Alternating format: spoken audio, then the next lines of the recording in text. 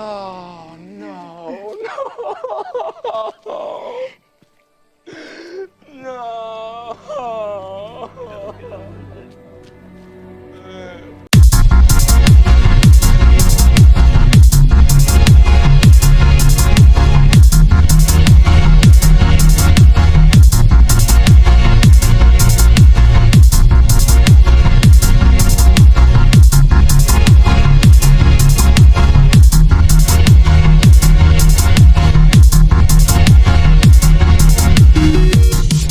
Hello, ladies and gentlemen, boys and girls, shooting all ages, of course, on your favorite Randy Man, future king of YouTube, Terrence was in the building today. How are y'all doing?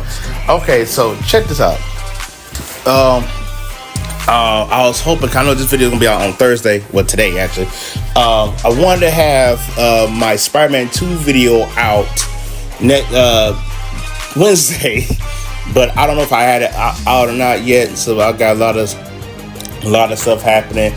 So hopefully by the time I get this video, I have my little special reaction video up. Then I have part 22 of Spider-Man 2 up. So yeah, that's that. But anyway, enough about that for now.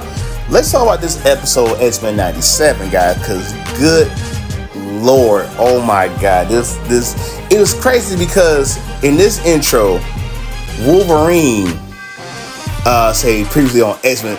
I was like, wait a minute, why is Wolverine saying previously was happening on X-Men? Because I'm going to talk more about that, because especially when he had his old brown and yellow outfit on, I knew something was going to happen to this man. But man, oh my God, so pretty much, episode starts off with Xavier going through the mansion and see how everything is ready doing the Prime Sentinels attack. And oh my God, it's like the house was a wreck. At one point, Xavier, Cyclops, and Jean Grey are talking, and pretty much Xavier says why he put Magneto over the mansion, and pretty much say, "Hey, I wanted you and Jean Grey to live a normal life, because you feel like you say, I know one day y'all wanted to leave the X-Men and live with your son, but pretty much Cyclops confident with whether we love or not, we had to either deal with Sinister, Magneto, and Bastion." Because I get like, I was shocked, like, why would Xavier, Xavier explained why he did that, and Xavier was like he knew that eventually they were gonna have to come back to the X Mansion. And it was crazy that Cyclops left. He just left like this big old hole out of the X Mansion. Like he's tired of it. Because I don't blame him, because in some weird fashion, Cyclops felt like Magneto, he felt like Xavier didn't trust him. But again, as I said earlier, Xavier did trust him, but he wanted him to live outside, because they gradually did Xavier said Cyclops and Jean did everything that Professor X asked them to do. But as you see, nothing really panned out.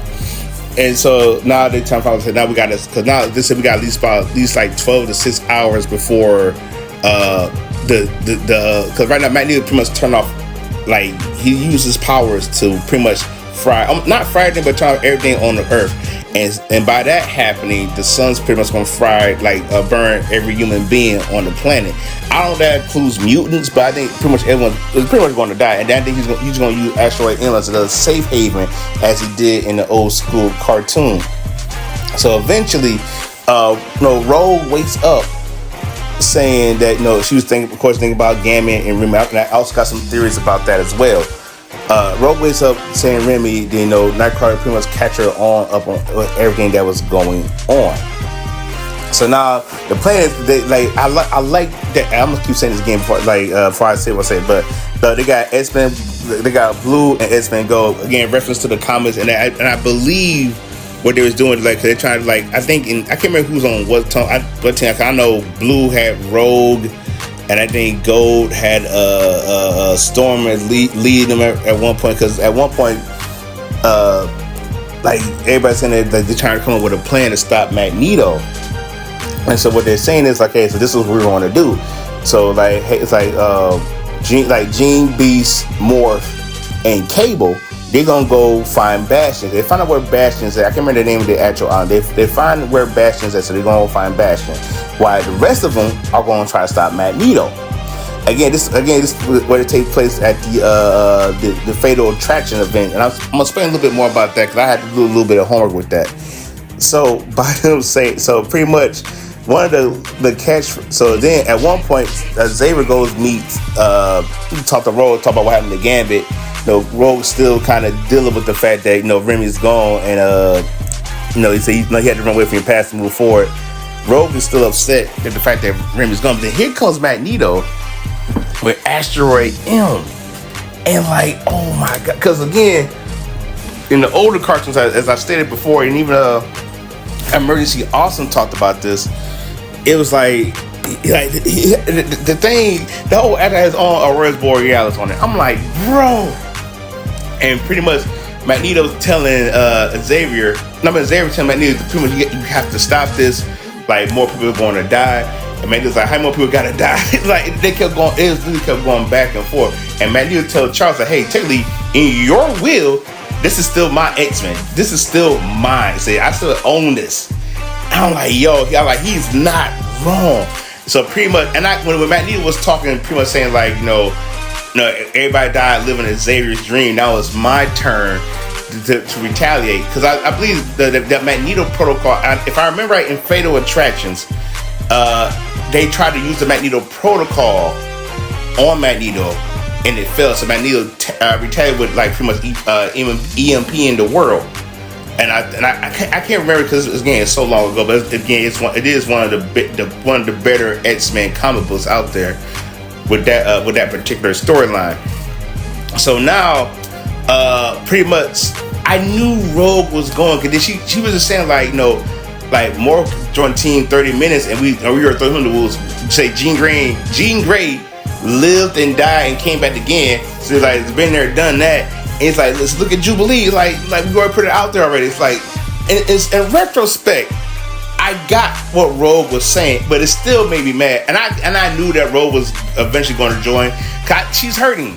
Rogue is definitely hurting. But I'm like, Rogue, why are you going out there? You think Gambit would want this for you? So now, in Rogue's mind, so Rogue and Sunspot, and I don't really believe, because even with Sunspot, eventually betrayed Sunspot's mother, throw her to the Prime Sentinels. And I'm like, yo, what is, like, it's crazy. But I really think that Rogue and Sunspot are going to turn their back. Now, honestly, what I believe when we get to the final episode of this season, I believe two things are going to happen with Rogue. I don't know if I'm kind of jumping the gun. I do believe either A, Rogue's not going to join Magneto, or not join the X-Men and be on her own for a bit. What I do believe, Rogue's going to turn her back on Magneto to rejoin the X-Men. So that's what I believe was going to happen with that scenario.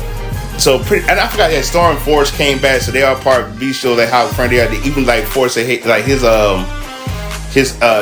prosthetic leg wasn't affected by Magneto, and I believe they're gonna use that to stop him. So pretty much, so Rogue and Sunspot going to Asteroid M with Magneto, and they're trying to like pretty much Magneto said, yeah, the offer's been set, the door is still open. So Rogue and Sunspot are gone. So going back to the X mansion. They got pretty much Beast and Forge. They're like, hey, we have a way to use like pretty much completely stop Bastion's abilities. Storm, like, she shot like a lightning bolt. They're like, yeah, we're not doing that no more. Sorry. So because Storm knew what happened to her. Because at one point, even Xavier talked to Cyclops and Jean, telling them that I thought Bastion was a mutant. I didn't know he was like this hybrid of a mutant sentinel. He knew he was a technopath, which is funny because the first time I actually heard that word was in Disney's Sky High. That's the very first time I heard of the word technopath, and I pretty much not see it every. I don't know if it's been around for a long time, but it's like there it is. But when Bastion, so when Xavier went to Bastion's mom and tried to say he was a mutant, she shut the door on Xavier's face. And so say, if he would have joined the mansion, he would have been part of that portrait, which is the old portrait with Iceman, Beast, Jean Grey, Angel, and Cyclops. So pretty much what's going. So that's going on now. So pretty much like I love the line. when Cyclops gives Cable like I guess like something like a little hybrid of his suit, and it was doing Cable's single run, and one of his combos we had like the X-Men blue and white during his solo run of his comic books, and I was like, oh, so it was pretty cool. Then I think Cable said, so I'm going to dress up for a circus, and Cyclops said, what do you expect, black leather? That was a shot at the Bryan Singer X-Men live action. If you remember right, Wolverine's like this little tight, and Cyclops like what you want, yellow spandex. So even I feel like again like with the like again some of the live action X-Men was really the first one was really was my personal favorites. Some of it was great, some of it really hits the mark, but that's for another time.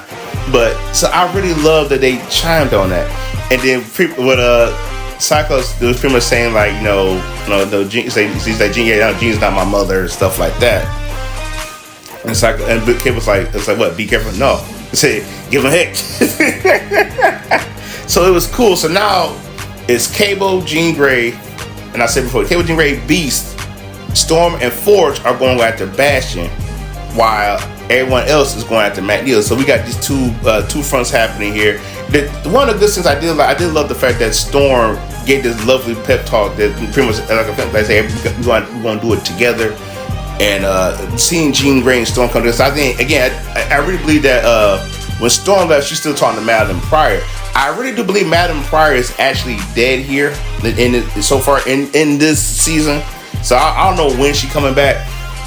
But as the fight with Bastion, it's like, oh, okay, like he said, over here they're coming, and pretty much all the Sentinels sound like Bastion, because Bastion is pretty much like connect. It's kind of like not like almost like the Matrix a little bit, because all the Sentinels are talking like him, and it Storm, and boy, seeing Storm full display with her powers again, oh my god, that was so good. So it's pretty much Jean, like she gave another pep talk to Jean, like, hey, y'all go stop Bastion, we'll keep the Sentinels busy. That was a good Storm using all her powers, ability Force, just taking out most of the Sentinels as she can. Then the fight on the island against the Sentinels was so good, because Cable going off, Jean going off, then Jean Grey actually fought against Mr. Sinister, which I thought was a really good one. I thought this is pretty good. Even more, I told my buddy, I'm that one man. I told my buddy, I was like, yo, this here is really good. I really enjoyed Morph in this episode. Even like it wrote kind of somewhat explain why he's immaturity. Somewhat, again, for me, Morph was just really enjoyable in this one. Yes, I know it took me what, like 9 episodes actually enjoyed this character, but I don't, because I think Emergency also explained this as well. Morph doesn't have the full power of certain characters. These have like a limited use of it. I still don't know too much about Morph in the comics or in the cartoons, but I do remember in the old cartoons he did use like Angel's wings to fly, so he does have those type of abilities. And man, he said Morph Smash was really good. Jean Grey again going against Sinister was awesome. Beast. This is taking one of the Sentinel hands. See, what does a single clap sound like?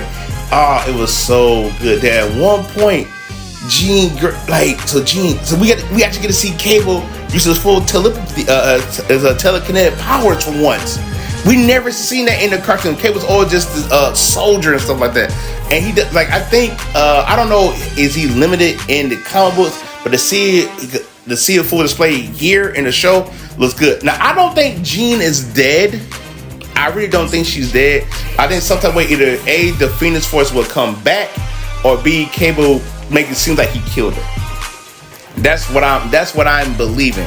Now, the reason I talk too much about Astro M, that to me that's his own segment with this. Cause oh my Jesus, so the X-Men going against Magneto, and they try to Rogue's trying to stop Wolverine. I don't think she's trying to kill Wolverine, but she gotta sell it to make sure she's on his side. Maybe Rogue's trying to talk Magneto down. I don't know. We don't know what's happening. But one of the most funniest parts during the whole battle, when Sunspot hit Jubilee, Sunspot, oh, I'm sorry. Then Jubilee started hitting him with his firecrackers. She's like, hey, I'm sorry. So it was literally going back and forth, and as Xavier trying to talk Magneto down, and Magneto was like, "It's an old friend. I've been wanting to say this for a long time. Shut up." He just put this little metal on his mouth. He's like, and he's telling Cyclops telepathically, like, "Hey, I need to get Magneto's helmet so I can help heal the Earth." So during the fight with Cable and Jean, Jean tells Cyclops that hey, she loves him. So what got me mad at Cyclops was he blasted Xavier. He said Gold Team needs a little bit more time. Now I'm sure he could have told Xavier we could have something, but he just randomly blasted us. Now Magneto once again says enough. Like, gets everyone catching, even Rogue. Magneto's going full madman. And let me say this right quick. Seeing Magneto getting back his old purple and his red and purple outfit, love it. I love to see him back. Because even with some of the older X-Men characters in their classic outfits, like Wolverine is brown and gold. Cyclops, Cyclops in his old, I think his 80s outfit. Storm and Cross in her classic black and gold outfit. And it reminds me of, I think they're trying to tie in Pride of the X-Men, trying to make that canon. Because again, I seen Pride of the X-Men. You even played the game, the X-Men arcade game. Like, you can see them having old outfits on. The only person they missing in this whole show is Colossus. And I hope they put him in season 2. But so seeing that, so as this episode get ready to end, Wolverine he stabs Magneto, and Wolverine said the one thing I know about war, the brave ones always die first. And Magneto says, this feud is old, like this feud is ended, and he really ripped out the adamantium out of Wolverine. Now, that's how the show ended. This is my theory. Now, you heard when I talked about my theory about Rogue.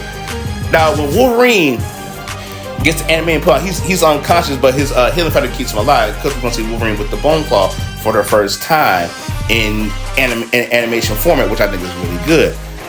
How I think this will completely end, I think in the final episode, which I am going to do a live stream of it. I can't show the episode, but you see me watching it and being absolutely surprised at what's going on here. So what I think is going to happen is we're going to get a glimpse of Onslaught, because that's when Xavier really just kind of loses it, because what Magneto done to Wolverine. And so I'm thinking that Onslaught's going to come in, and I think it's also not going to play a big part in season 2. I think really Bastion's going to get defeated, and Xavier's going to use Magneto to help fix everything. And I do believe that Apocalypse is going to play a really big part in the next season, where he's going to bring Gambit back, where he was like the Horseman of Death, and Wolverine was the Horseman of War. And maybe this is how Apocalypse gets Wolverine, because both Gambit and Wolverine was part of Apocalypse Horseman. Wolverine was War, and Gambit was Death. So maybe I'm thinking that's how that's going to go. That's just my theory or headcanon with that. Because I think Apocalypse will play a main threat in season 2, and I think we get glimpses of Onslaught and bleeding into season 3. I believe we also get into season 4 as well. So honestly, guys, this episode for me gets a dancing 5 out of 5 Markiplier. This junk was very good. This was balls to the walls. Great episode. Love everything. I'm sure they didn't get I forgot to mention Jubilee in her black outfit when she was a vampire for a brief time. But man, this was very good.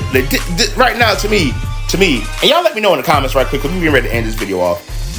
To me, the best shows that was on Disney Plus involving Marvel was definitely WandaVision. I don't care what no one said WandaVision was good. Definitely Loki and X-Men 97. These are the best. Sadly, they got a lot of shows. I forgot Werewolf by Night was also good too. I almost forgot that's a good show. But yeah, so guys, I can't wait. Again, next week you will get a live reaction out of me watching this. I'm excited for this. I want to see how it's going to end. I wonder what's going to happen to the X-Men. But anyways, guys, about to wrap this up. Again, make sure you like, share, subscribe, comment, and so we do have those cookies. #meet Corey's Kitchen. And please, I'm going to say again, please, I'm your favorite random man. Y'all stay random. I'll see you on the next video. I'm sorry, my chair doing squeaky here too. That's why I do. But anyways, I'll go. I'll see y'all later.